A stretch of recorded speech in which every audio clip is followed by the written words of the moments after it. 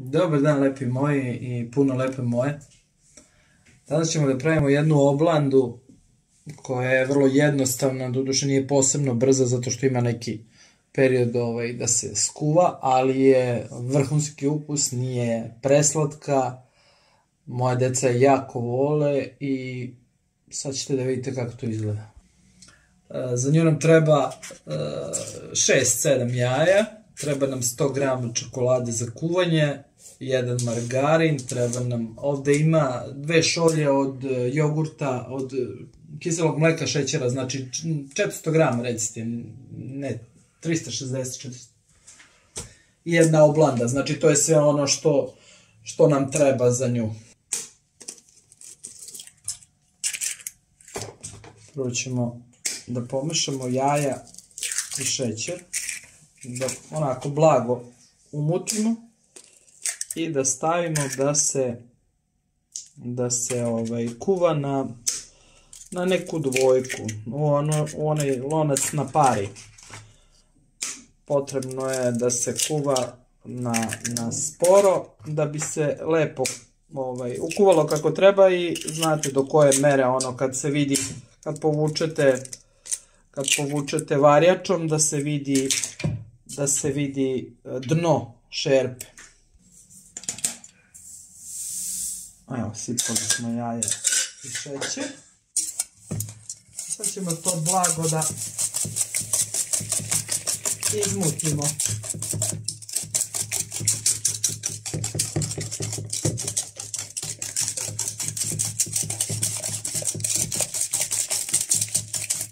Stavit ću to na ringlu, ovo je maksimum 9, stavila sam na 6 za početak. Ako bude trebalo, ako vidim da hvata tu po ivicama lonca, ja ću da smanjim. A za početak stavite na dvojku. Ovo je takva vrsta slatkiša da možete da radite druge stvari dok spremate fil za ovo. Ono što mora da se uradi čim se završi je kad se završi fil, da se filuje odmah dok je vrući. A dok se kuva fil možete raditi druge stvari, ali s vremena na vreme malo promešate pa vidite da li je počelo da hvata, da li ima traga na dnu.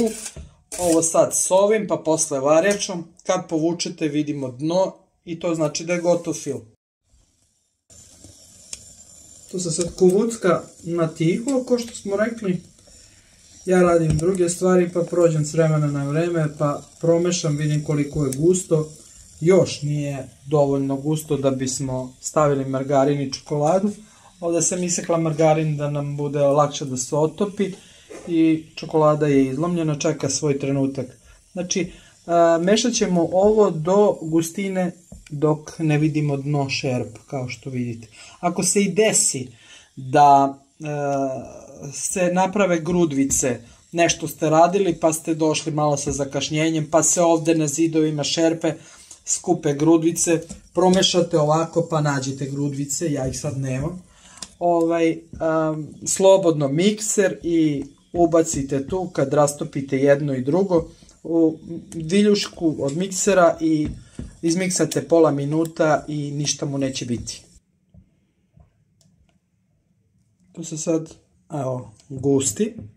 Prošlo je možda pola sata, 35 minuta. Kad vidim da počinje da se zgušnjava, onda mora intenzivno da se meša. Opet ponavljam, ako se i dogode grudvice, mikser i razbite to i to je sasvim ok, ništa se neće promeniti. A kao što vidimo, ovdje se pojavljuje dno. Evo ga. I ovo je moment gdje idemo sa margarinom i sa čokoladom.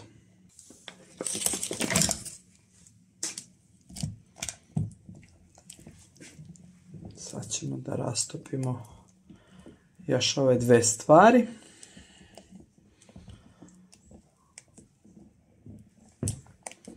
I odmah filujemo. Margarin nam se rastopio.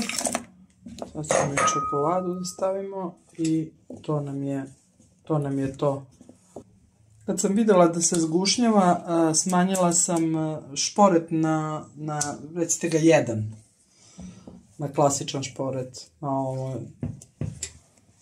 Sad ćemo, evo ima malo grudvica, to ćemo sada razbijemo mikserom, čokolada se otopila i filujemo.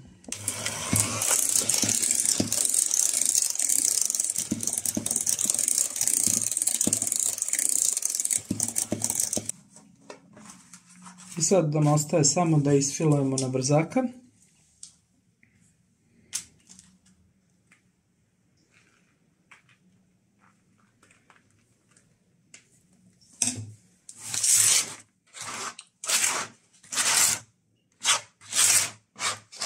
Vrlo zahvalan i vrlo ukusan slatkiš, a ako hoćete da ga pojačate, onda uradite glazuru. Glazura se radi sa još 100 grama čokolade, otopi se 100 grama čokolade i dodate malo ulja da bude sjajno i da se lakše razmaže na gornju koru i onda to bude slađe. Moji se bune kad to uradim, zato što onda ne mogu da pojedu tu količinu koju vole, ali kažem opet, ako hoćete da to estetski izgleda lepše, onda primenite ovaj trik i nemate promašaja.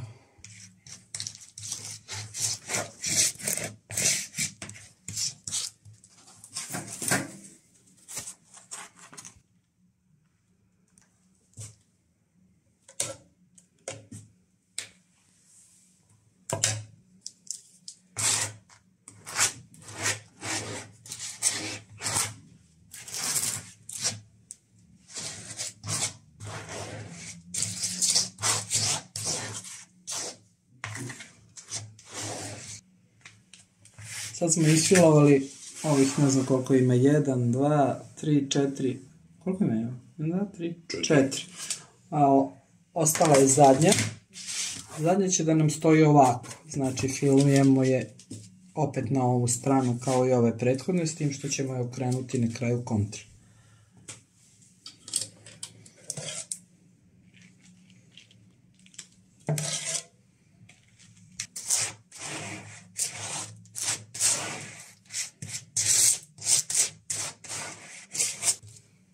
Vodite računa prilikom mazanja ove zadnje da vam ne šeta po radnom elementu, jer će da se razmaže čokolada po njoj, a ako nećete da je filujete odozgo, onda će da izgleda muljavo.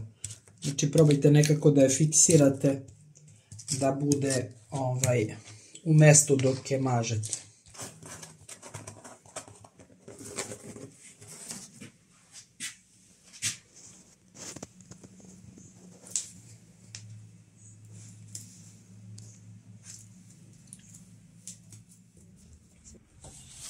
Poklopit ćemo je, pokrit ćemo je, odnosno i malo ćemo da nađemo nešto da je pritisnemo, ne znam, ovako nešto, neka, bilo šta, što će da stisne kore da se slepe i ostavit ćemo na neko hladno mesto 2-3 sata da se to zalepi kako treba.